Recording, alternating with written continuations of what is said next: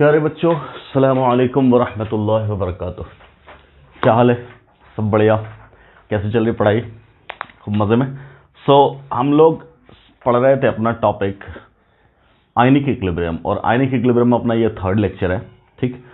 आज हम लोग डिस्कस करेंगे ओस्टवाल्ड डाइल्यूशन लॉ। अभी तक हम लोगों ने सिंपल कॉन्सेप्ट्स पढ़े थे। इलेक्ट्रोलाइट क्या होता, नॉन इलेक्ट्रोलाइट क्या होता, weak electrolyte, strong electrolyte, acid, base, इन सब का कॉन्सेप्ट हम लोगों ने डिफरेंट कॉन्सेप्ट सीखा था, आर्हेनियस, ब्रॉन्स्टेड और लुईस कॉन्सेप्ट। ठीक। So now we will start the new topic, that is Ostwald dilution law. ये लॉ क्या कहता है? सबसे पहले इस लॉ का स्टेटमेंट लिखिएगा। लिखिए, this law states that at infinite dilution, this law states that at infinite dilution every electrolyte is, this law states that at infinite dilution every electrolyte is 100% dissociated, 100% dissociated or ionized completely, 100% dissociated और ionised completely. Complete ionization हो जाता, complete dissociation हो जाता हर electrolyte का। कहां?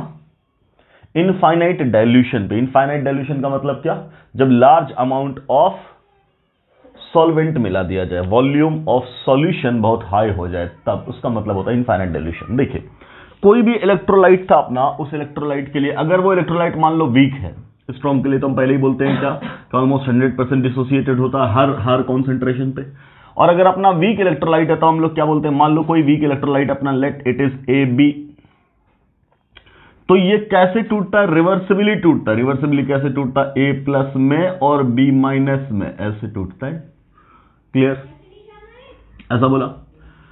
मान लो अगर time t=0 पे उसका इनिशियल कॉन्सेंट्रेशन C था, तो इनिशियली तो ये सब कुछ बना ही नहीं है। जब ये टूटेगा तो वो बनेगा।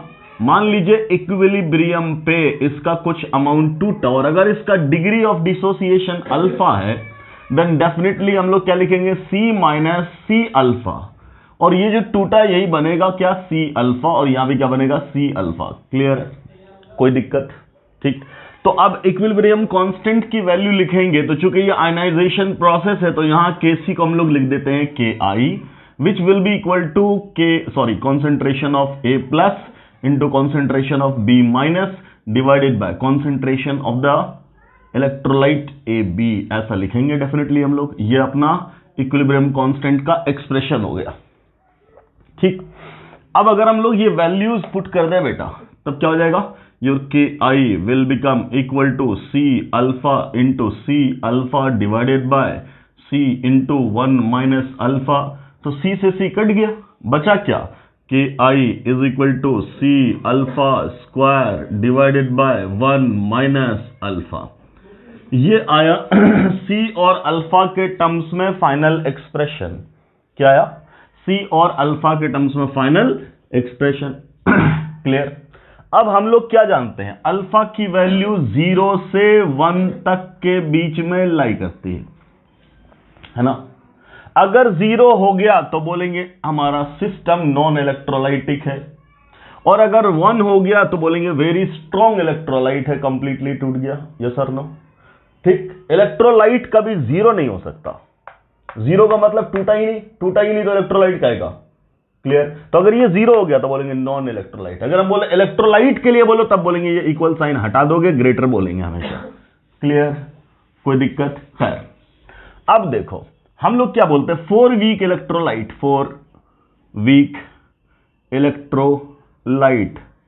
क्या बोलते हैं? अगर इलेक्ट्रोलाइट बहुत वीक है, इसका मतलब वीकली डिसोसिएटेड है, तब बोलेंगे अल्फा की value much less than 1। Clear? अगर ये मच लेस देन 1 हो गया, इसका कंडीशन क्या है? 1 से 5% तक डिसोसिएशन अगर हो रहा है, तब हम लोग क्या मान लेते हैं? तब क्या मान लेते हैं? वेरी वीक इलेक्ट्रोलाइट, और तब अल्फा को नेग्लेक्ट कर देंगे 1 के मुकाबले में। मतलब देन हम लोग क्या ले सकते हैं? 1 - alpha is equal to 1 nearly, ऐसा मान सकते हैं। और अगर ये वैल्यू पुट कर दिया इसके अंदर, तब आपका के आई बराबर हो जाएगा सी अल्फा स्क्वायर, और यहीं से अल्फा बराबर आ जाएगा रूट अंडर, बोलिए, के आई अपॉन क्या, सी, और ये क्या है, रूट अंडर के आई ऊपर लिख दिया और नीचे क्या लिख दिया, रूट सी। अब डेफिनेटली ये तो कांस्टेंट है, और अगर वो कांस्टेंट है तो alpha is inversely proportional to root under सी।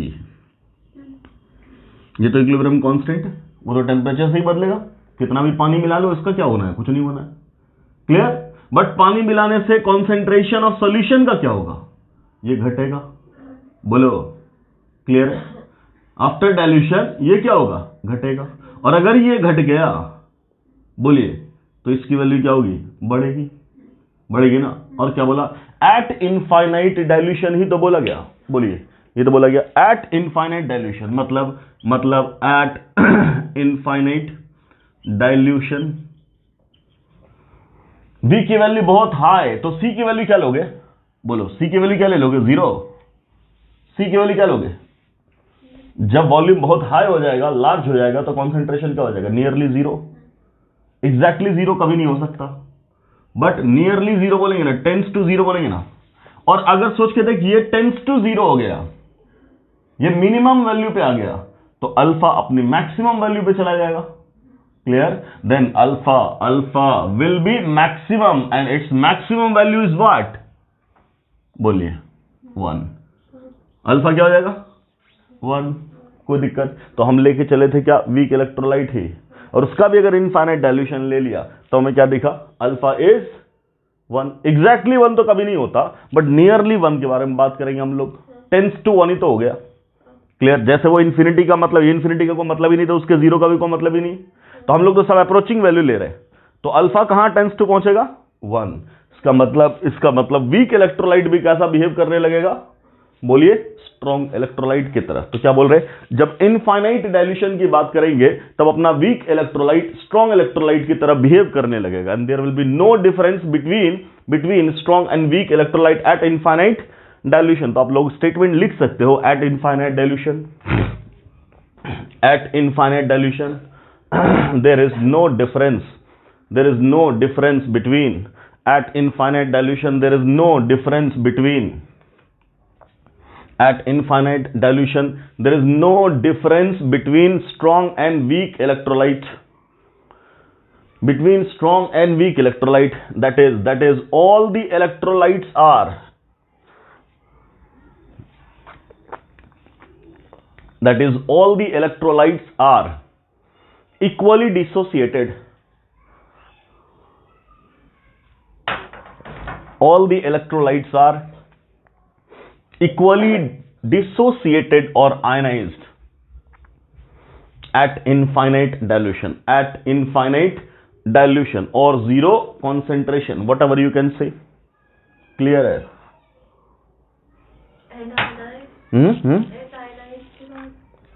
क्या लिखा था, मैंने भूल गया। All the electrolytes equally dissociated and ionized at infinite dilution or zero concentration. Clear? कोई दिक्कत? ठीक, तो ये क्या है, किसी भी जनरली वीक इलेक्ट्रोलाइट का डिसोसिएशन। अब हम लोग क्या पढ़ने वाले हैं, वीक एसिड, वीक बेस, है ना। तो कोई भी अगर वीक है, सब तो टूटेगा ऐसे ही, सबके टर्म्स में ये सब वैल्यूज आएंगे, है ना। तो एक एक करके देखते चले जाओ, इसी के पैटर्न पे, इसी की बेसिस पे हम लोग क्या लिखेंगे, लिखो, डिसोसिएशन और आयनाइजेशन ऑफ वीक एसिड, लिखें, डिसोसिएशन और ionisation of weak acid, dissociation और आयनाइजेशन ऑफ वीक एसिड। पहला मान लो अपना सबसे फेवरेट एसिड कौन सा होता है वीक एसिड में, acetic acid, CH3COOH। Let we have weak acid like CH3COOH। ये टूटता है, कैसे टूटता है बेटा, तो बोलेंगे CH3COO माइनस रह जाएगा और H प्लस के फॉर्म में ब्रेक कर जाएगा। ठीक, CH3CO माइनस और H प्लस के फॉर्म में क्या हो गया, ब्रेक कर गया। क्या पूरा ब्रेक करेगा, बिल्कुल नहीं, है ना।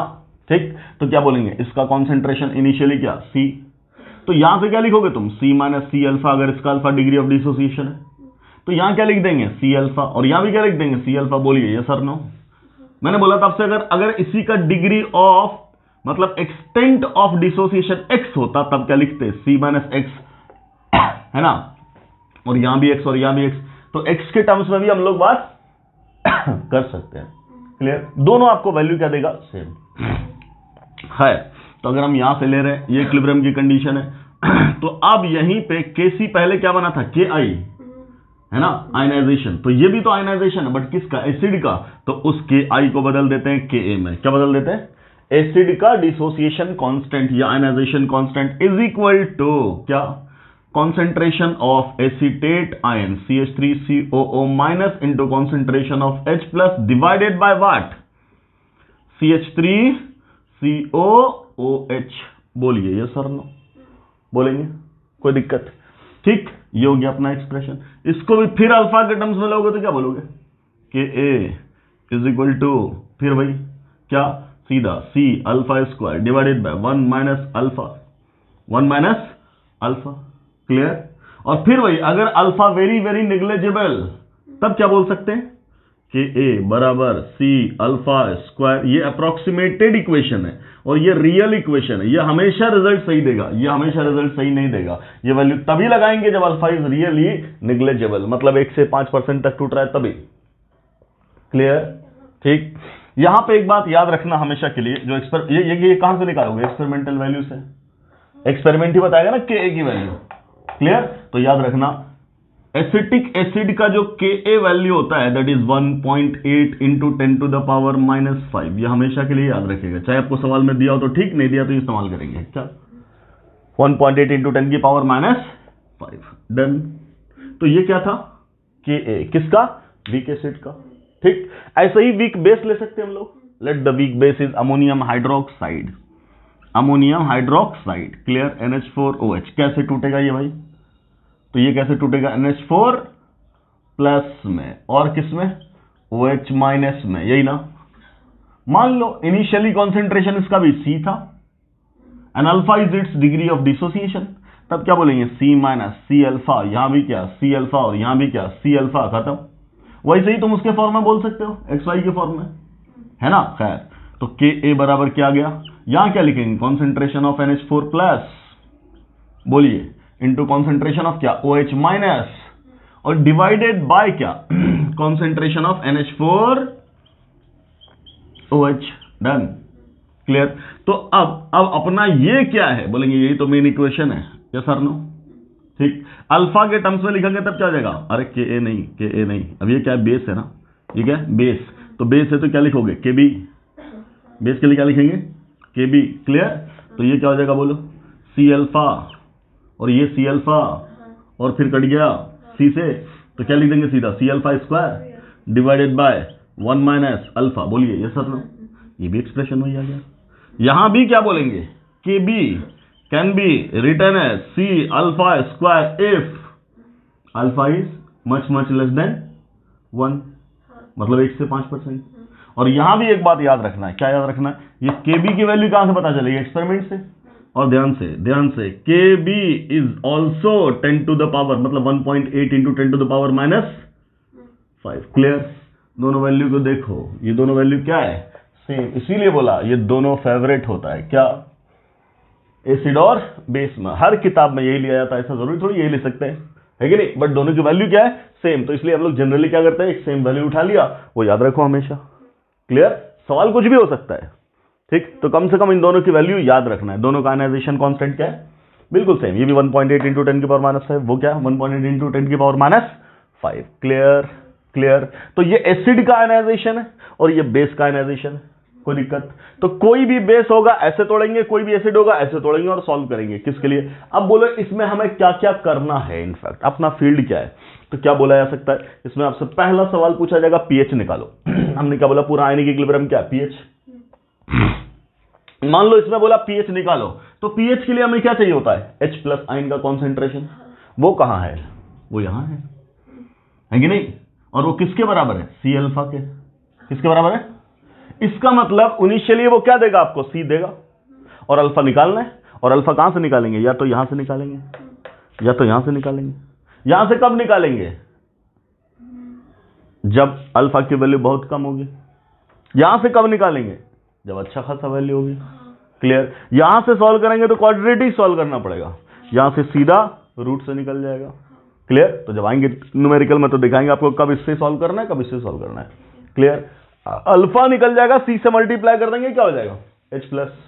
और जब H प्लस निकल दिया तो लॉग फट से निकल जाएगा, और लॉग से क्या निकाल देंगे, PH। सिमिलरली यहां बोला PH क्या करोगे, OH माइनस है, यहां तो H प्लस कहीं दिख नहीं रहा, OH माइनस है, OH माइनस से क्या निकालोगे तुम, पहले यहां से क्या निकालोगे, अल्फा। फिर से अल्फा को C से मल्टीप्लाई कर दिया, OH माइनस का कॉन्सेंट्रेशन, OH माइनस से निकाल देंगे H प्लस का कॉन्सेंट्रेशन, और H प्लस से क्या निकाल देंगे, PH। करेंगे, इसको भी करेंगे, अभी बताएंगे आपको। जब हम लोग आयनाइजेशन ऑफ वाटर करेंगे ना, तो वहीं से आएगा रिलेशन PH, POH, PKW। तो 10th क्लास आपने सिर्फ क्या पढ़ा होगा, PH, POH सुना ही नहीं है कि नहीं, PKW सुना ही नहीं, PKA, PKB तो सुना ही नहीं भी हम लोगों ने, है ना। ये सब चीजें आएंगे यहाँ पे एक एक करके। ठीक, पहले इतना समझ में आया, एसिड और बेस का आयनाइजेशन समझ में आया। आगे लिखो, अगला लिखो, ऑटोप्रोटोलिसिस और सेल्फ आयनाइजेशन। ऑटोप्रोटोलिसिस और सेल्फ आयनाइजेशन। ये सब जो टूटा है वो कहां टूटा है, क्या खुद ही टूटा है, ये वाला क्या खुद टूटा है, बोलेंगे ना ये सब कहां हुआ है, तो बोलेंगे एक्वस सॉल्यूशन में हुआ है। कहां है, ये कैसे टूटा, पानी में जब डाले तब पानी ने इसको तोड़ दिया। क्लियर। क्लियर। अब क्या बोल रहे हैं, खुद ही रखे रखे टूट गया, तब उसको क्या बोलते हैं, तब उसको क्या बोलेंगे, ऑटोप्रोटोलिसिस। समझ मारी बात। ठीक है, लिखिए, whenever any electrolyte is whenever any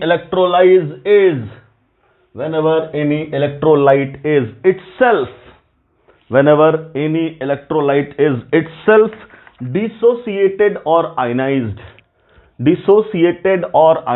in its pure form, then it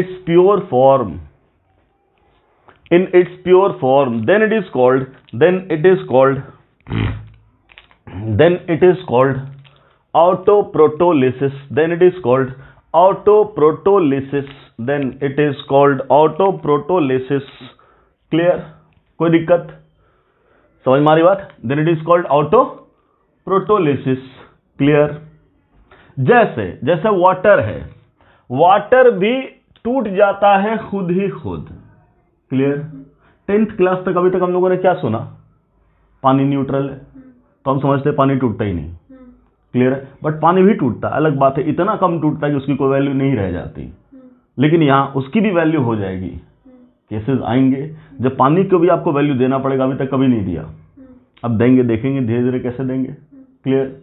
ये सब चीजें टूटती कैसे हैं, जैसे भी टूटती हैं, हमें कैसे पता चलता है, हमें पता चलता है एक्सपेरिमेंट से।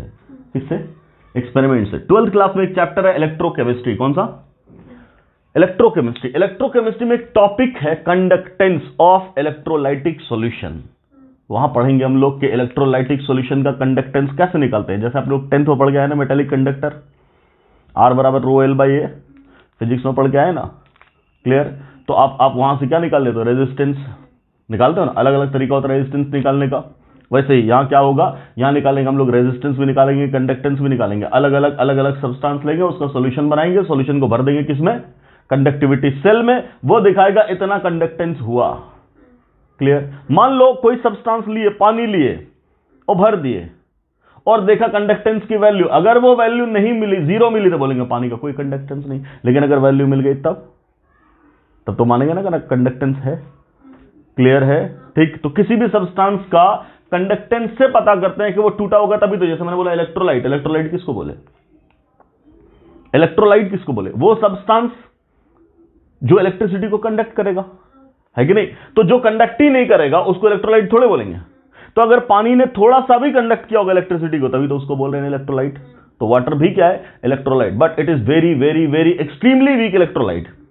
क्लियर है कि साहब वो करंट तो है, बट उस करंट से कुछ हमारा होना जाना है नहीं। जैसे तुम्हें खूब शिद्दत की प्यास लगी हो, खूब प्यास लगी हो। क्लियर। तो तुम आते के साथ जब बोतल मुंह में लगाते हो तो छोड़ते ही नहीं, आधा खत्म करके ही छोड़ते हो। Yes sir no. पता चला तुम्हें लगे खूब प्यास और 1 चम्मच पानी रखा हो, तो क्या होगा, तुम्हारा उल्टा दिमाग खराब हो जाएगा। पानी तो है तो क्यों नहीं प्यास बुझ गई, क्या बोल रहे हो, उसका फायदा ही क्या, वैसे ही वाटर टूटता तो है बट उस टूटने को कोई फायदा निग्लिजिबल है, दैट इज निग्लिजिबल। क्लियर? खैर, अब क्या बात हो रही, मैंने बोला अगर वाटर टूटा, क्या हुआ? वाटर टूटा। जब ये वाटर टूटेगा तो कैसे टूट रहा है वो देखना। H2O टूट रहा है किसमें? बोलिए, H प्लस में, और किसमें? OH माइनस में। ऐसा, या तुम दो वाटर मॉलिक्यूल ले लो तो एक बन जाएगा एसिड, दूसरा बन जाएगा बेस। एक H प्लस दे देगा, दूसरा H प्लस ले लेगा, जो बोल दो। क्लियर? ऐसा टूटा। अब हम क्या बोलेंगे इसके लिए? सीधा सीधा KW की वैल्यू लिखेंगे, सॉरी मतलब KC की वैल्यू लिखेंगे। या तो KC लिखो या K आयनाइजेशन लिखो, जो लिखो। Clear? That will be equal to what? Concentration of H plus into concentration of OH minus divided by क्या? Concentration of H2O। बोल रहे जरा, लिखेंगे। अब क्या बोल रहे हैं? वाटर तो प्योर है ना, वाटर तो प्योर लिक्विड है, और प्योर लिक्विड का कॉन्सेंट्रेशन में तो लेते ही नहीं है। कहां? इक्विलिब्रियम कांस्टेंट में। तो ये तो कांस्टेंट वैल्यू है ना, ये वैल्यू क्या है? Constant value. क्लियर? इसको इसके साथ मल्टीप्लाई कर देंगे, KC into concentration of water. तो इसको मल्टीप्लाई करके एक नई वैल्यू हम लोग बोलेंगे, दैट इज कॉल्ड KW। क्या बोलेंगे? KC into concentration of water is called KW। एक नया इक्विलिब्रियम कांस्टेंट आया। क्लियर? ये बराबर क्या बच जाएगा? ये दोनों तो बच गए। जब ये बच गए तो क्या बोल रहे? H plus ion concentration into OH minus ion concentration बोलेंगे बेटा। So what about KW? So जो KW is now H plus into OH minus. Clear? Clear? इस KW को हम लोग क्या बोलेंगे? Self ionisation constant. क्लियर? या ऑटो प्रोटोलिसिस कांस्टेंट। ठीक। एक होता वाटर का टूटना, कहां? उसी इलेक्ट्रोकेमिस्ट्री में तोड़ेंगे उसको। कैसे? जब बिजली दौड़ा देंगे फैराडे लॉ के अकॉर्डिंग, तब बोलेंगे उसको क्या? इलेक्ट्रोलिसिस ऑफ वाटर, करंट की मदद से तोड़ा। और एक क्या है? वाटर जो टूट रहा है अपना, तो क्या दे रहा है? H प्लस और OH माइनस। क्लियर है? तो कंडक्टेंस दे रहा। डन। अब ये क्या है? KW। ये क्या है? KW। चलो इसको हम लोग फ्रेशली लिखते हैं यहां पे। So we have now KW is equal to क्या? H plus into OH minus लिखेंगे ना। बोलिए, ये तो वैल्यू आई। अब ध्यान दो, अभी हम लोगों ने एसिटिक एसिड का K वैल्यू लिखा था 1.8 इंटू 10 की पावर माइनस 5 लिखा था ना। इसका भी तो कुछ ना कुछ वैल्यू होगा। बोलिए, KW की तो वैल्यू होगी ना। क्लियर? तो क्या बोलिएगा? KW की जो एक्सपेरिमेंटल वैल्यू है that is 1 into 10 to the power minus 14। कितना? माइनस 14। कब? At temperature 25 degree Celsius. वो सब भी कहां था? टेम्परेचर 25 डिग्री सेल्सियस पे ही। क्यों भाई? Because that temperature is your called room temperature. Laboratory का टेम्परेचर होता है, पूरी दुनिया में इस स्टैंडर्ड टेम्परेचर को मेंटेन किया जाता है लैब में, इसलिए उसको बोलते हैं RTP। क्लियर? अब मैंने बोला KW की वैल्यू क्या है बेटा? 10 to the power minus 14। 10 to the power minus 14। Clear? Clear? अब यहीं से क्या बात आएगी? यहीं से क्या बात आएगी कि KW क्या है? It is equilibrium constant. KW is equilibrium constant. अगर वो इक्विलिब्रियम कांस्टेंट है, वी नो KW इज, बोलो, इक्विलिब्रियम कांस्टेंट। और इक्विलिब्रियम कांस्टेंट के बारे में क्या जानते हैं हम लोग? एंड वी नो दैट, क्या जानते हैं? नो दैट, बोलो, वैल्यू ऑफ क्या? इक्विलिब्रियम कांस्टेंट किस पे डिपेंड करता है? Changes with temperature. Changes with temperature. Yes और नो? टेम्परेचर बढ़ाएंगे घटाएंगे तो इक्विलिब्रियम कांस्टेंट की वैल्यू क्या होगी? बढ़ेगी घटेगी? बोलो यस और नो? बढ़ेगी घटेगी ना। क्लियर? अब डिपेंड करता है कि टेम्परेचर बढ़ाएंगे तो वैल्यू बढ़ेगी या टेम्परेचर बढ़ाएंगे तो वैल्यू घटेगी। It depends on enthalpy of reaction. किस पे डिपेंड करता? तो पता चला रिएक्शन एंडोथर्मिक है कि एक्सोथर्मिक। क्लियर? क्लियर? ठीक। अब ध्यान से सुनना, ये वाला रिएक्शन हमेशा क्या कहलाता? Endothermic. And delta H is greater than 0। Why sir? क्यों एंडोथर्मिक है? एंडोथर्मिक कहते हैं किसको, जिसमें हीट की जरूरत पड़ती है, और एक्सोथर्मिक उसको बोलते हैं जिसमें रिएक्शन खुद ही हुआ, हीट बाहर निकला। मुझे बता, इसमें तुमने क्या ऑब्जर्व किया? बॉन्ड टूट रहा है कि बॉन्ड बन रहा है? टूट रहा है कि नहीं? और बॉन्ड का टूटना आसान काम है? बोलेंगे नहीं, एनर्जी की जरूरत होती है। जब भी कोई चीज टूटेगा उसको एनर्जी की जरूरत होगी। बॉन्ड जब बनता है तो स्टेबिलिटी लाता है, तो एनर्जी रिलीज होती है। क्लियर? क्लियर? तो बॉन्ड टूटेगा तो एनर्जी चाहिए। तो मुझे बता, डेल्टा मतलब एनर्जी, इस प्रोसेस को एनर्जी चाहिए या एनर्जी रिलीज करेगा? तो बोलेंगे टूट रहा है, टूट रहा है तो एनर्जी चाहिए, और एनर्जी चाहिए तो एंडोथर्मिक होगा कि एक्सोथर्मिक होगा? एंडोथर्मिक। क्लियर? इसलिए बोलेंगे all ionization process are endothermic in nature. इस बात को लिख लेना। क्लियर? अब बोले कि अगर ये एंडोथर्मिक है, मतलब इस प्रोसेस के लिए फेवरेबल कंडीशन क्या है? बोलेंगे हाई टेम्परेचर। बोलो हाई टेम्परेचर। अगर टेम्परेचर बढ़ाया तो रिएक्शन को फेवर किया ना, और रिएक्शन को फेवर किया तो रिएक्शन किधर भागेगा? फॉरवर्ड। किधर जाएगा? फॉरवर्ड। और अगर फॉरवर्ड गया तो इसकी वैल्यू बढ़ेगी कि घटेगी? बढ़ेगी। इसकी वैल्यू बढ़ेगी और इसकी वैल्यू घटेगी। कहां? इक्विलिब्रियम पे। तो इसी पे तो डिपेंड कर रहा है KW या KC या KI या कुछ भी। यस और नो? तो तुम क्या बोलोगे? टेम्परेचर बढ़ाने पर रिएक्शन फॉरवर्ड गया, इसका मतलब K की वैल्यू बढ़ेगी। क्लियर? इसका मतलब KW की वैल्यू को हम लोग बढ़ा सकते हैं। कैसे बढ़ा सकते हैं? टेम्परेचर बढ़ा के। क्लियर? ठीक। मतलब एट, यहां से मतलब क्या समझे? At temperature greater than 25 degree Celsius KW की वैल्यू डेफिनेटली क्या होगी? Greater than 10 to the power -14 होगी क्या? बोलो, होगी ना? ठीक है। And at temperature less than 25 degree Celsius क्या बोलोगे आप? KW की वैल्यू क्या होगी? Less than 10 to the power -14 बोला जाए। Any doubt? क्लियर? अब एक और बात यहीं से सीखो, इतना नोट कर लो पहले, फिर हम लोग आगे बढ़ते हैं। कर लिए? ठीक है। अब देखो जरा से, अगर ये प्योर वाटर था तो बेटा यहां से टूटा तो बना क्या? H+ और क्या बना? OH-। क्या जितना H+ बना है उतना ही OH- बना है? बनाया ना? इसका मतलब पानी जब टूटेगा तो amount of H+ ion formed and OH- formed must be equal. इसका मतलब इक्विलिब्रियम पे इसका कॉन्सेंट्रेशन और इसका कॉन्सेंट्रेशन हमेशा क्या होना चाहिए? बराबर। क्लियर? तो क्या लिखेंगे? फॉर प्योर वाटर लिखना। For pure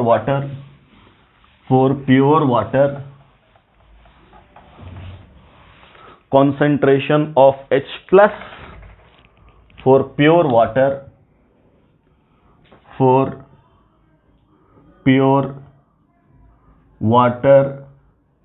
concentration of H+ must be equal to concentration of OH-। कहां? at equilibrium condition। बोलिए यस सर नो? ठीक। और अभी हम लोगों ने क्या लिखा था? एंड क्या लिखा था बोलो?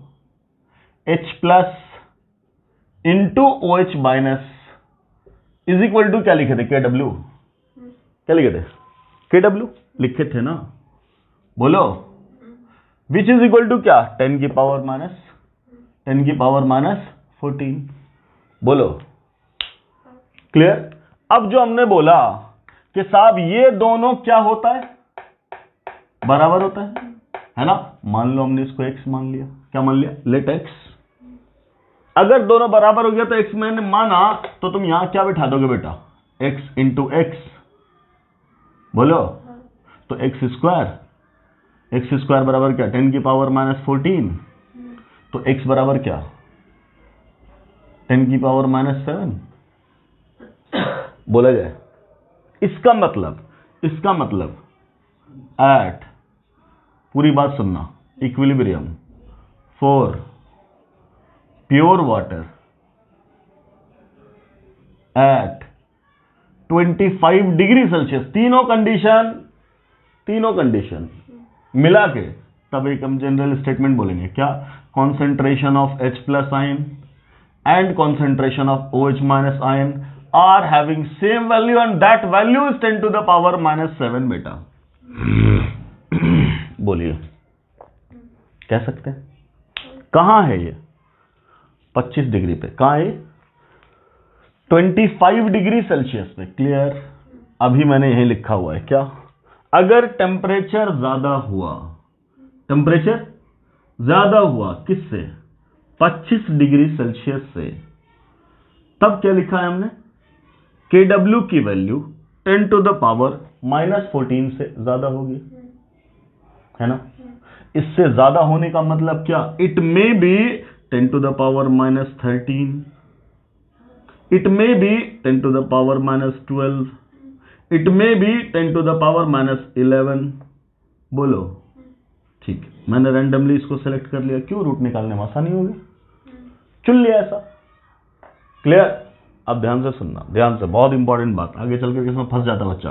क्यों? रटी हुई वैल्यू तो ये रह जाती है, इसको यहीं पे समझना।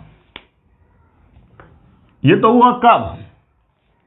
ये हुआ कब? बोलो, ये कब हुआ? एट 25 डिग्री, है ना? अब बोल रहे हैं एट टेम्परेचर ग्रेटर देन 25।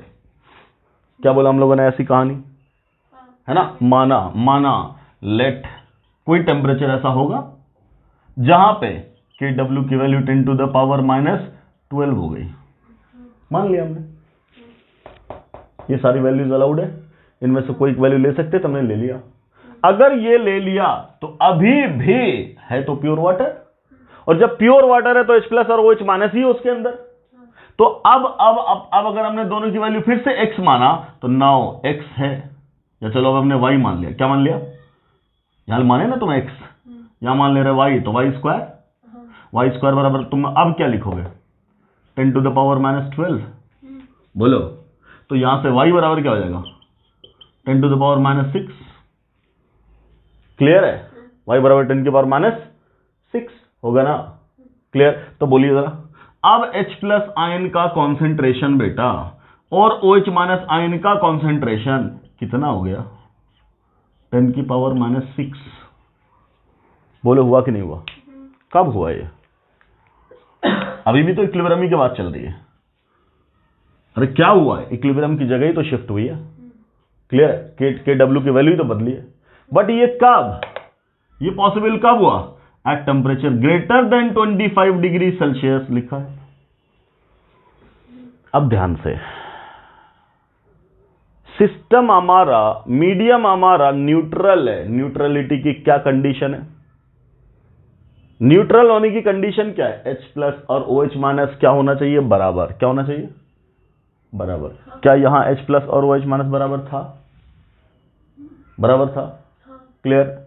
ठीक, तो उसके कोरस्पॉन्डिंग क्या लिखे हो? 10 की पावर -7, और यहीं से तो pH निकालते हो 7, है ना? तो 10th क्लास तक हम लोग क्या बोलते हैं? न्यूट्रल होने की कंडीशन क्या? pH must be 7, pH must be 7, और 6 हुआ तो एसिडिक। अब जरा देख तो, इसके कोरस्पॉन्डिंग H+ बराबर क्या? 10 की पावर -6, तो इसके कोरस्पॉन्डिंग pH बराबर क्या? 6, और अभी भी तो न्यूट्रल है। यस और no? Still the solution is neutral. तो क्या 10 की पावर -7 एक फिक्स वैल्यू? बोलेंगे नहीं, it depends on temperature. It depends on temperature. So condition of neutrality is dependent on temperature. लिखोगे? अभी हम ये बोले टेम्परेचर घटा दे, टेम्परेचर घटा देंगे तब ये वैल्यू क्या हो जाएगी? 10 की पावर -6 से क्या हो जाएगी? बदल जाएगी। अभी लो अगला भी केस ले लेते, ये मिटा दें। ठीक, let the temperature is less than 25 degree Celsius माना हमने। let the temperature is let the temperature is less than, T is less than 25, और कितना? मैं ये नहीं बोल रहा, मैं सीधा बोल रहा हूं इतना है कि वहां पे Kw की वैल्यू क्या होगी? लेस देन 10 की पावर -14। तो ये वैल्यू क्या हो सकती है? 10 की पावर -15, 10 की पावर -16, 10 की पावर -17, 10 की पावर -18 एंड सो ऑन, है ना? हमने अपनी आसानी के लिए ये वैल्यू चुन लिया। लेट यहां Kw की वैल्यू क्या है? 10 की पावर -16। क्यों चुना? रूट निकलेगा आसानी से। क्लियर? तो अभी भी H प्लस और OH माइनस तो बराबर है ना। बोलो अगर ऐसा है, इसका मतलब क्या है, ये क्या है, इक्विलिब्रियम कांस्टेंट है। ये क्या है, इक्विलिब्रियम कांस्टेंट। और वाटर अगर प्योर है तो अभी क्या बोलेंगे, still H plus is equal to OH minus, बराबर होंगे ना दोनों। Let it is equal to क्या, Z। क्या बोला, let it is equal to क्या, Z। तो अब क्या लगा दोगे तुम, Z इंटू Z बराबर क्या हो जाएगा, बोलो KW के। और KW अब क्या है, 10 की पावर माइनस 16। तो Z स्क्वायर बराबर क्या बेटा, 10 की पावर माइनस 16। अरे 10 की पावर माइनस, बोलिए 16। तो Z बराबर क्या, 10 की पावर माइनस 8। इसका मतलब now H plus is equal to OH minus is equal to what, 10 की पावर minus 8। Now this is the neutrality condition. यहां 10 की पावर माइनस 7 था। Z स्क्वायर है तो फिर अंडर रूट होना अरे तो रूट निकालने रे, रूट अंडर 10 की पावर माइनस, अरे 4 जा पावर है वो, है कि नहीं, 10 की पावर माइनस 8। Done, clear. तो 10 की पावर माइनस क्या हो जाएगा बेटा, 8 हो गया। किसका, बोलो H प्लस और OH माइनस का। क्लियर। यहां न्यूट्रलिटी कंडीशन क्या थी, 10 की पावर माइनस 7। यहां क्या थी, -6। और यहां क्या थी, -8। बोलो क्या तीनों जगह न्यूट्रलिटी की कंडीशन अलग अलग है, बिल्कुल अलग है। और अगर अलग है तो क्यों अलग है, बिकॉज टेम्परेचर बदल रहा है, टेम्परेचर बदल रहा है। इतने से क्या तुम सीखे, कंक्लूजन क्या निकला, बोलो व्हाट द कंक्लूजन इज। बोलिए क्या निकला कंक्लूजन, बोलिए क्या बोलेंगे, neutrality condition is dependent on temperature. Clear. अगर टेम्परेचर 25 डिग्री हुआ तब न्यूट्रल होने के लिए H प्लस और OH माइनस दोनों को 10 की पावर -7 के बराबर होना पड़ेगा। बोलो। और अगर टेम्परेचर ग्रेटर देन हुआ 25 तब इस वैल्यू से कम आना पड़ेगा। सॉरी, अगर टेम्परेचर ज्यादा हो गया तो KW क्या हो जाएगा, बढ़ जाएगा। तो इससे ज्यादा वैल्यू हो जाएगी, दैट इज 10 की पावर -6। और टेम्परेचर जब घट जाएगा तो KW की वैल्यू और घट जाएगी, और जब और घट जाएगी तो इसकी वैल्यू और घट जाएगी, 10 की पावर -8। क्लियर। अब सुनो ध्यान से, तुमसे एक सवाल बोला, क्या बोला, एक सॉल्यूशन है, ठीक, जिसमें H प्लस आयन का कॉन्सेंट्रेशन 10 की पावर -9 है। बोलो ये सॉल्यूशन एसिडिक है, दूसरा बेसिक है, तीसरा न्यूट्रल है, चौथा मे बी ऑल।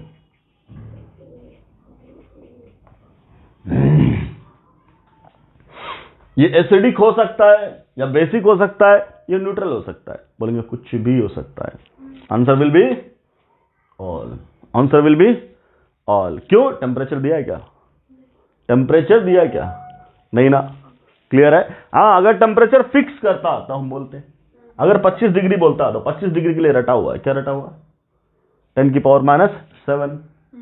क्लियर है कि नहीं। और यहां अगर H प्लस उससे भाग गया नीचे, मतलब 10 की पावर -9 का मतलब उससे नीचे गया, तब बोलते थे ये 10 की पावर -9 है तो OH बढ़ गया, तो बोलेंगे सोल्यूशन हमारा क्या हो जाता, बेसिक। क्या हो जाता, बेसिक। लेकिन जब तक टेम्परेचर मेंशन नहीं किया है तो हम क्या बोलेंगे, ये टेम्परेचर कुछ भी हो सकता है ये 25 डिग्री से नीचे हो सकता है 25 डिग्री से ऊपर हो सकता है 25 डिग्री हो। So whatever be the temperature, first of all you have to mention. जब तक टेम्परेचर मेंशन नहीं किया गया तब तक अपना आंसर कुछ भी हो सकता है, एसिडिक भी हो सकता है, बेसिक भी हो सकता है और न्यूट्रल भी हो सकता है। इसलिए हम लोग डायरेक्टली कमेंट नहीं कर सकते हैं जब तक अपने आप को टेम्परेचर पता नहीं होता। इसीलिए जनरली सवालों में क्या लिखा जाता है, टेम्परेचर। हालांकि उससे हमारा कोई मतलब नहीं होता है, वो हमारा कहीं इस्तेमाल हुआ नहीं डेटा में, बट वो हमें एक बात बताता है क्या, कि अगर 25 डिग्री है तो न्यूट्रलिटी की कंडीशन ये है। क्लियर। 25 डिग्री है तो KW की वैल्यू 10 की पावर -14 है। इतनी बात समझ में आती है। ठीक, अब यहां से स्टार्ट करेंगे हम लोग कॉन्सेप्ट ऑफ pH। लिखिए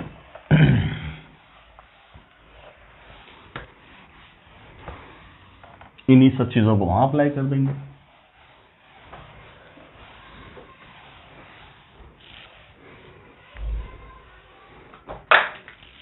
लिखो कॉन्सेप्ट ऑफ पीएच।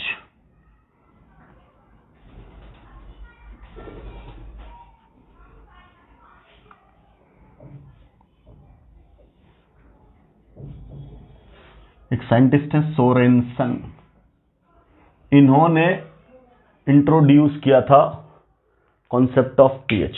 लिखे लिखे this concept was introduced by Sorensen. This concept was introduced by Sorensen.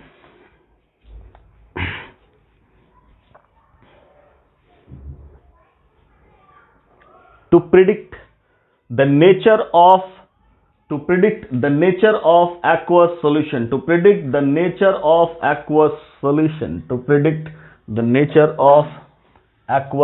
solution generally। ठीक है, clear.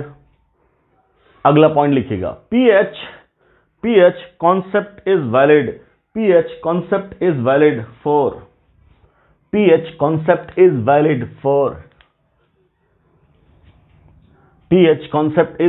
for very dilute solution in general। Clear है, ठीक। Very dilute solution in general.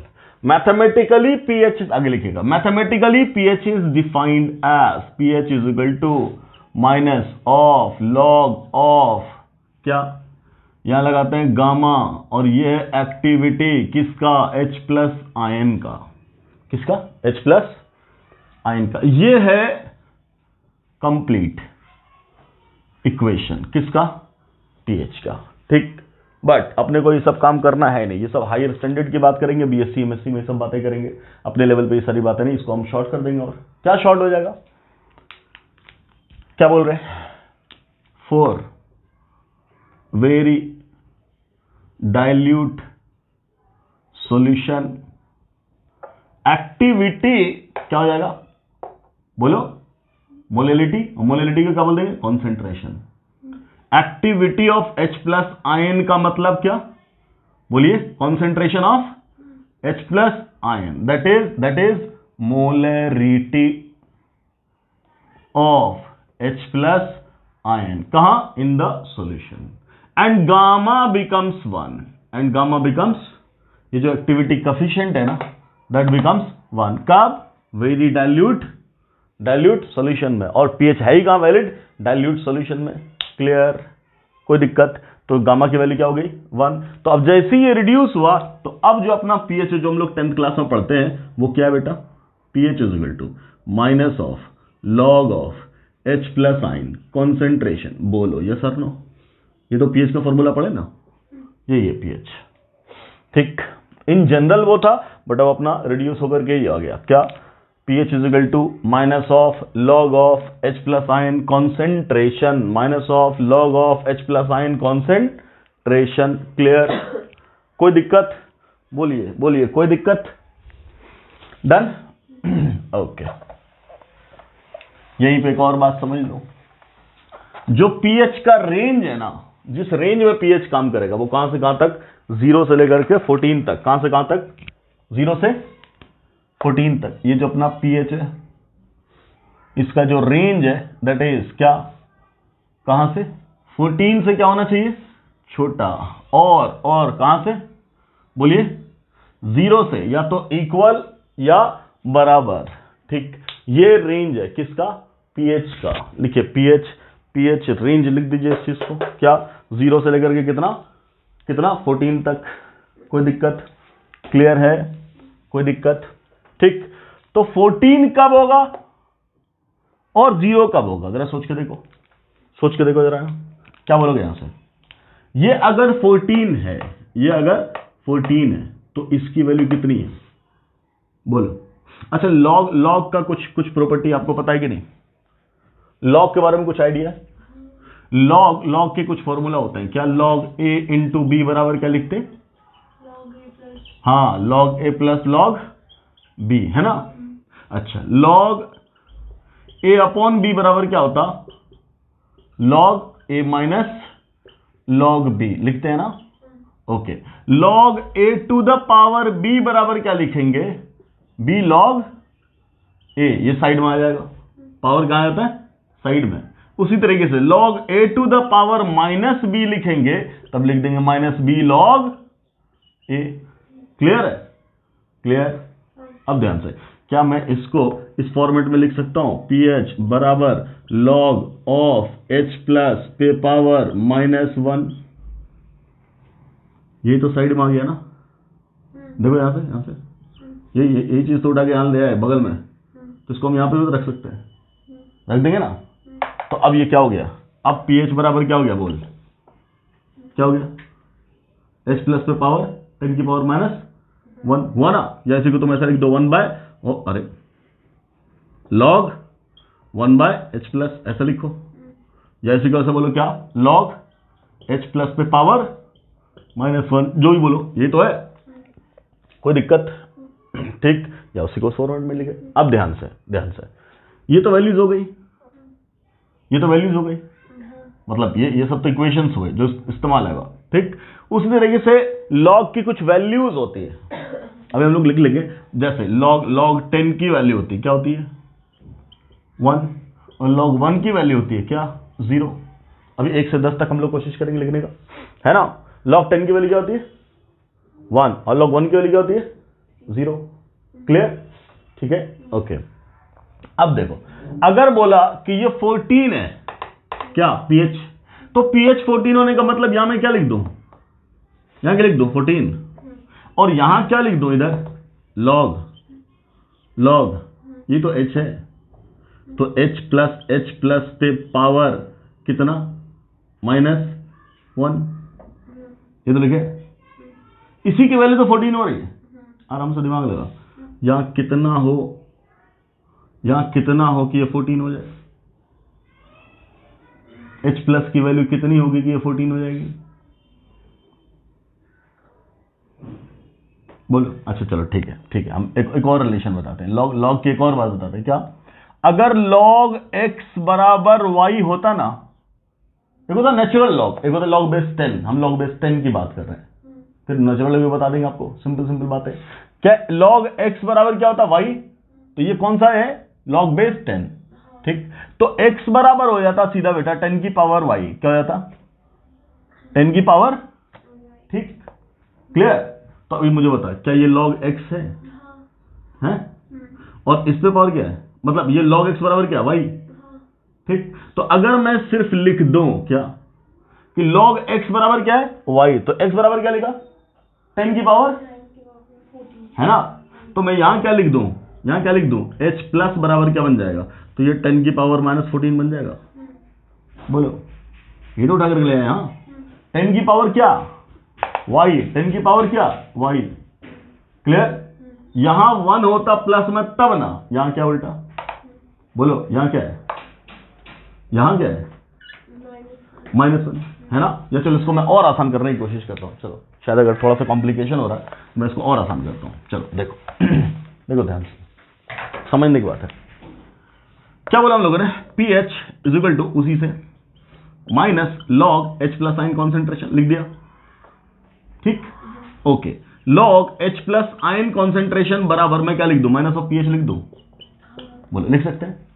अच्छा pH तो 14 दिया ना, लिख दिया मैंने, यहां 14 दिया तो डायरेक्ट क्या हो गया -14 हो गया, और ये क्या हुआ बोलना यार, log h प्लस, इसी की तो वैल्यू कुछ ना कुछ होगी, की वैल्यू इतनी आई, हमने यहीं से तो उठा कर रख दिया, रखा ना। अब मैं बोल रहा हूं क्या, log x बराबर क्या था y, तो x बराबर क्या 10 की पावर y, तो ये तो x है और ये तो y है, क्लियर। तो तुम क्या बोलोगे, h प्लस बराबर क्या आया बेटा 10 की पावर y ना, हाँ ये क्या -14, इसका मतलब ये 14 कब आएगा, ये 14 कब आएगा, बोलो जब h प्लस आयन कॉन्सेंट्रेशन की वैल्यू कितनी हो 10 की पावर -, क्लियर, ठीक। सिमिलरली ये 0 कब होगा, तब फिर तुम क्या इसी वैल्यू को पुट कर दोगे। अब क्या बोलोगे, pH बराबर क्या है, बोलो यही तो है minus of log of H plus, यही ना, बोलिए क्लियर। और पीएच की वैल्यू कितनी है 0, ठीक, और माइनस भी मल्टीप्लाई कर देंगे तो 0 ही रहेगा। तो लॉग एच प्लस बराबर क्या, माइनस 0 लिख बात बराबर है, ठीक। तो एच प्लस बराबर क्या बेटा, 10 की पावर 0, 10 की पावर 0। किसी भी चीज की पावर 0 का मतलब क्या 1। इसका मतलब ये कब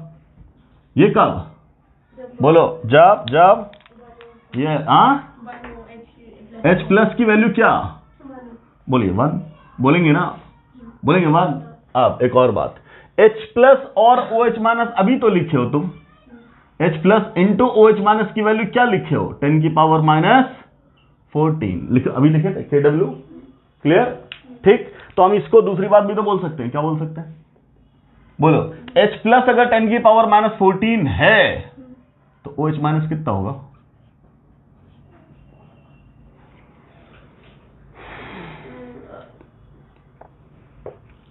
हाँ तो डिवाइड कर देंगे, तो इतने से डिवाइड कर देंगे किसको, एच प्लस को, तो 14 को 14 से डिवाइड कर दो तो कितना बन जाएगा 1, अरे नहीं बन जाएगा, हाँ 1, clear.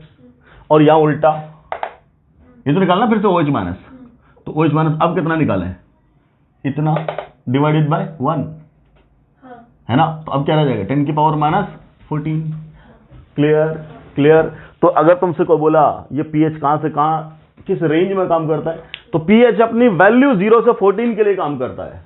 H plus O H minus बोलेंगे तब क्या, एच प्लस की मैक्सिमम वैल्यू 1 के लिए और इसकी मिनिमम वैल्यू 10 की पावर माइनस 14 के लिए, या ओ एच माइनस की मैक्सिमम वैल्यू 1 के लिए या इसकी मिनिमम वैल्यू 10 की पावर माइनस 14 के लिए। इतनी बात समझ में आ रही है। खैर ये सब एक्स्ट्रा बातें थी, इसको हटाओ, अभी इस पर हम काम करेंगे, कोई बात नहीं, क्योंकि इन सब की जरूरत पड़ती है कैलकुलेशन में। पहले तो तुम इतना लिखो, पेज का रेंज,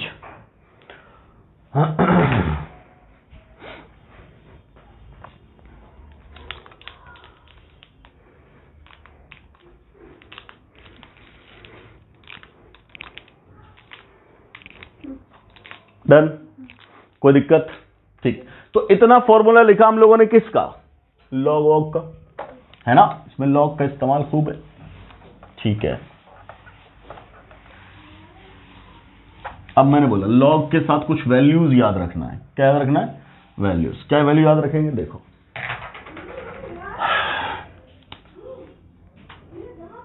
लॉग 1 बराबर होता 0, क्या होता 0, ठीक।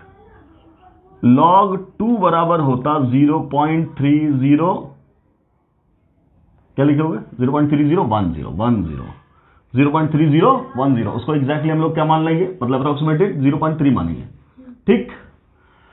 लॉग 3 की वैल्यू होती है 0.477, ठीक। लॉग 4 की वैल्यू हम लोग खुद ही निकाल लेंगे फॉर्मूले से यहां से, ठीक। लॉग 5 की वैल्यू होती है 0.6989, इसको 0.7 मान लेंगे। लॉग 8 की वैल्यू, सॉरी लॉग 6 की वैल्यू हम लोग खुद निकाल लेंगे, ठीक। लॉग 7 की वैल्यू अभी देख लेते हैं क्या होती है वैल्यू। खैर लॉग 8 की वैल्यू ये भी हम लोग निकाल लेंगे, लॉग 9 की वैल्यू ये भी निकाल देंगे, ठीक। और लॉग 10 की वैल्यू तो 1 होती है, लॉग 10 की वैल्यू क्या होती है 1, क्लियर। अब देखना ये सब वैल्यूज इतना अपने पास याद होना चाहिए। अब देखो जरा ध्यान से, अपने पास क्या क्या पता है, पता है हमारे पास क्या, log 1 पता है, log 2 पता है, log 3 पता है, इतना तो पता है, इतना तो पता है। अब बोले क्या log 4 निकालना है, क्या निकालना है log 4, ठीक है। तो log 4 को हम लोग क्या लिख सकते हैं, दोनों तरीके से लिख सकते हैं। log 4 को या तो 2 की पावर 2 लिख दो या log 2 into 2 लिख दो। मान लो लिख दिया log 2 की पावर 2, तो क्या लिख देंगे, ये क्या बन जाएगा, पावर क्या बन जाएगा, कोएफिशिएंट, ये वाला, ठीक। तो ये क्या बन जाएगा 2 log 2, तो 2 into log 2 की वैल्यू क्या लिखा बेटा 0.3010, 0.3010, ठीक। तो इसकी वैल्यू कितनी हो गई 0.6020, कितनी हो जाएगी log 4 की वैल्यू 0.6020, क्लियर, ठीक। अगला log 5 तो हो ही गया। log 6 को क्या लिख देंगे, log 6 को क्या लिख देंगे, log 2 इंटू 3, ये बराबर क्या हो जाएगा, log 2 प्लस log 3, ये वाला। क्लियर। अब log 2 की वैल्यू क्या है, 0.3010, और log 3 की वैल्यू क्या लिखे, 0.477। जोड़ दें, जब जोड़ देंगे तो क्या मिलेगी, वैल्यू मिल जाएगी, बोलो 8 और ये 7 और ये 7, 0.778 लिख दो, 0.778 लिखोगे। ठीक है, अभी इसकी वैल्यू मुझे याद नहीं है, अभी मैं अप्रोक्सीमेटली देखते हैं कितना। पहले log 8 निकाल दो, log 8 निकालो तो क्या हो रहा है, log 2 की पावर 3 लिख दो सीधा, 2 दूना 4 दूना 8, तो ये हो जाएगा 3 log 2। तो ये क्या हो जाएगा, बोलिए 3 इंटू log 2, 3 का मतलब क्या, log 2 का मतलब क्या, 0.3010। तो इसकी वैल्यू कितनी मिल गई, 0.9030, हाँ 854 के आसपास आती है log 7 की वैल्यू। ठीक, तो कहां log 8 की वैल्यू कितनी है, 0.9030, तो इसकी वैल्यू होती है अप्रोक्सीमेटली 0.854 के आसपास। एक बार चेक कर लेना खुद से जाके। ठीक, log 7 मोबाइल में पुट करके देखना, शायद 0.854 के आसपास ही आता है। डन। अब आया log 9, तो log 9 हम लोग क्या लिख देंगे सीधा, log 9 को क्या लिख देंगे, log 3 का पावर क्या, स्क्वायर है ना, 3 पे पावर 2 ना, तो क्या हो जाएगा 2 log 3, और 2 इंटू log 3 की वैल्यू क्या, 0.477 मल्टीप्लाई कर दो, 2 सत्ते 14, 2 सत्ते 14, 15, 2 चौका 8, 9 है ना, 0.954, 0.954, ये पहुंचा क्या log 9, और log 10 तो बनोगी। तो log 1 से लेकर के 10 तक की वैल्यू आपके कॉपी में भी होनी चाहिए और दिमाग में भी होना चाहिए। क्लियर। वैसे स्क्वायर रूट की वैल्यू 1 से लेकर के 10 तक का स्क्वायर या 20 तक का स्क्वायर, जितना हो सके स्क्वायर रूट याद होना चाहिए। क्लियर, उससे आपको काम में आसानी होगी। 11 का बोल दे स्क्वायर रूट निकालो, 13 का स्क्वायर रूट निकालो, दिक्कत हो जाती है। 7 का स्क्वायर रूट निकालो, उसी पे वैल्यूज आगे बढ़ेंगी। 1.1 का स्क्वायर रूट निकालो, तो हमें जरूरत ही नहीं निकालने का, हम कुछ और निकाल देंगे। 1 क्या लिख देंगे, 1.1 को क्या लिख देंगे, 11 इंटू 10 की पावर -1 लिख देंगे, ऐसा कर लिया करेंगे। ठीक, तो स्क्वायर रूट आपको पता होना जरूरी है, लॉग की वैल्यू पता होना जरूरी है। ठीक, क्लियर। और बेसिक कैलकुलेशन का अच्छा होना जरूरी है, फिर ये टॉपिक बहुत आसान हो जाएगा। डन। तो जितना हम लोगों ने फॉर्मूला बोला वो याद रखिएगा। यहीं पे एक नेचुरल लॉग की भी वैल्यू देख ही लो, जैसा अभी बोला था। अभी जो बोला लॉग हम लोगों ने, जहां लॉग बोले इसका मतलब लॉग बेस क्या है, 10। लॉग बेस क्या बोला अभी हम लोगों ने, 10। देखो लॉग का मतलब 2 लॉग होता है। एक का बेस क्या होता, अगर लिखा हुआ है लॉग तब बोलेंगे क्या, log x बोल दिया, x कोई वैल्यू है। इसको 2 तरीके से लिखते, क्या, एक को लिखते हैं log बेस 10x, ठीक, और एक को लिखते हैं क्या, log base ex। Clear, clear, याद रखना। इसी को बोल देते हैं हम लोग नेचुरल log x। क्या बोल देते हैं इसको, नेचुरल log x। तो इसको लिखेंगे ln x। क्या लिखेंगे, ln x। This is called natural log। ठीक, तो आपसे कोई बोल सकता है नेचुरल लॉग निकालो 2 का, कोई बात नहीं, इसका मतलब क्या, ln2 लिखेंगे। क्लियर। तो कहीं लिखा हुआ ln2, इसका मतलब क्या है, this is nothing but log base e पे पावर 2। क्लियर। और अगर log 2 बोल दिया, इसका मतलब क्या, log बेस 10 किसका, 2 का। याद रहेगा। अब इतना याद रखिएगा, क्या, नेचुरल लॉग को जब हम लोग कन्वर्ट करते हैं log बेस 10 में, तो सिर्फ 2.303 से करते हैं मल्टीप्लाई, log x बेस 10। ये सब बातें मैथमेटिक्स में प्रूव की जाती है, डेराइव की जाती है, अपना वो काम ही नहीं, हम लोग तो याद रखेंगे सीधा रिजल्ट। क्लियर। ठीक, मान लो तुमसे बोला क्या, ln2 की वैल्यू निकालो। क्या बोला, ln नेचुरल लॉग निकालो किसका, 2 का। कोई बात नहीं, हम इसको किसमें कन्वर्ट कर देंगे, 2.303 log, बोलो 2, log 2 का बोलते ही मतलब क्या, बेस 10 है ना। तो 2.303 इंटू log 2 के मतलब क्या, बेस 10 का। इसमें वैल्यू क्या लिखा हम लोगों ने, 0.3010। इसको सॉल्व कर दोगे, this will give you value 0.6932। Clear, clear. इतना सब याद रहेगा। ये सब वैल्यूज याद रखना है, इसका इस्तेमाल होगा अगले लेक्चर में। ठीक, तो पीएच का कॉन्सेप्ट हम लोगों ने देखा।